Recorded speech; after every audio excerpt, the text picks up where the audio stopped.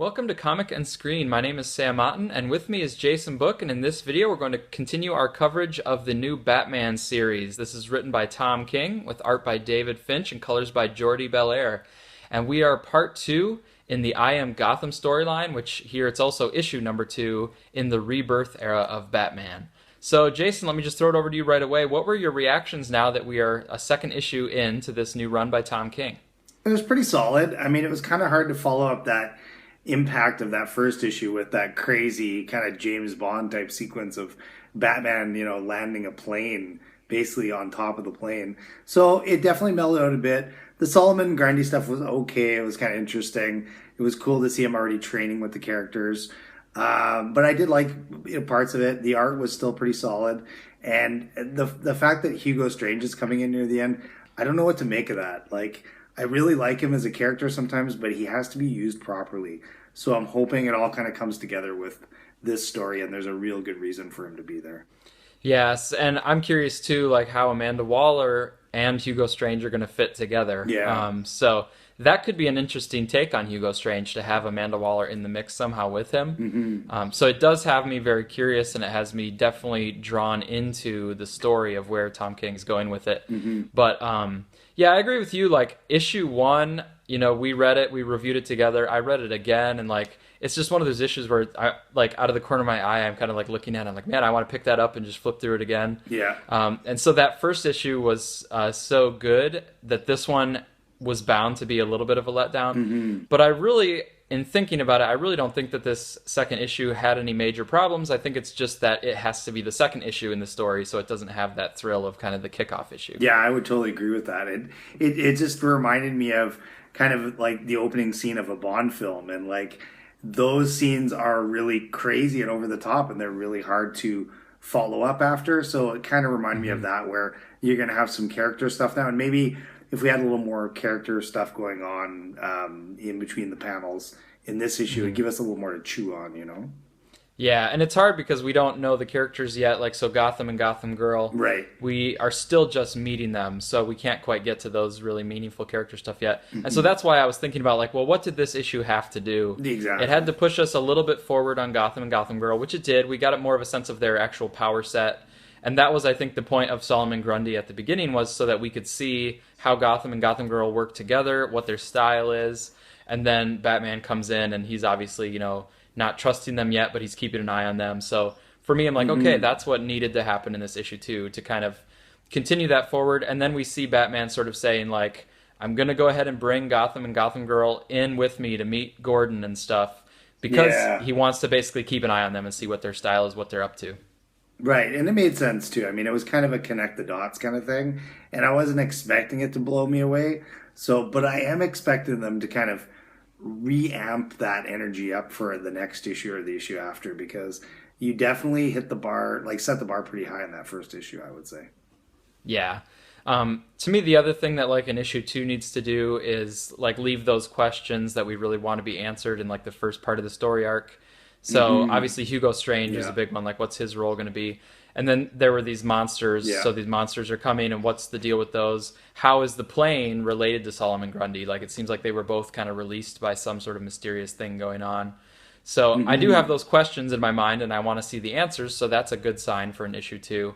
But I think in terms of like great scenes, to me, probably the best scene of this issue was that little guy who comes into Gordon's office. Gordon's there late at night, and the color palette kind of changes to a red in his office, and this little guy comes in, and he's not actually from the bank. He says, I'm the one that released Grundy. And then he's like fingering the letter opener. Yeah, and then he basically was saying the monster men are coming, and like takes himself out, right? Yeah.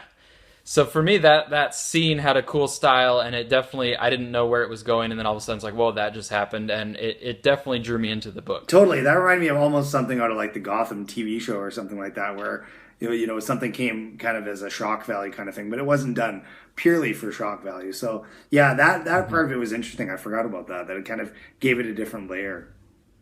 Yeah, and I thought they placed it nicely in the middle of the issue to kind of have that beat where it raises the question. It has a bit of a shock. It had a cool visual look to it in the office, and then that's kind of sandwiched in between the stuff with Gotham and Bruce. So I thought that worked pretty well. Yeah, I would agree too. What were your thoughts on the art overall? So we still had David Finch here again, like we did on issue one. I think he's solid. I mean, like I was reading some other reviews online where they complain a bit about some of his anatomy choices with Gotham Girl and stuff like that. But I mean, he did come out of that image school of comic drawing, and he does have that style, and he draws a pretty cool Batman. I like his Commissioner Gordon too, but I'd like to see him try some different stuff too with some different characters. I mean, he does have that style where things look similar, but so far it's fitting the book pretty well, I would say.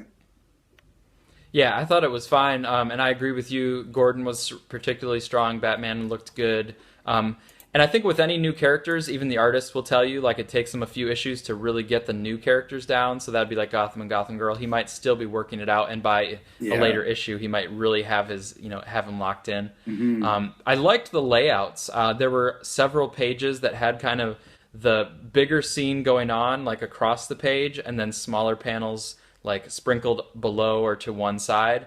And I thought that was a nice way to sort of be engrossed in that scene, but have the smaller panels doing what they need to do. Totally, yeah. I mean, Finch has proven before he does layouts quite well and kind of makes them unique, and they really kind of stand off the page. Yeah, I agree.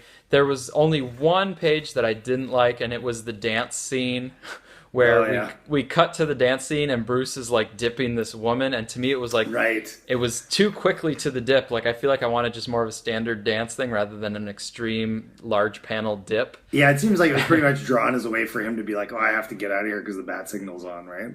Yeah, yeah. And the bat signal was in the back, which is also another thing I didn't like about the page because the bat signal on that page did not match the bat signal later when they're standing around it. Ah, I Because when didn't they're notice standing that. around it, it's the same emblem that's on his chest that's kind of like Right, the new one. flared out more. Yeah. But the one that was in the sky was like the classic bat Traditional. signal from like Tim Burton style. Yeah, interesting, eh?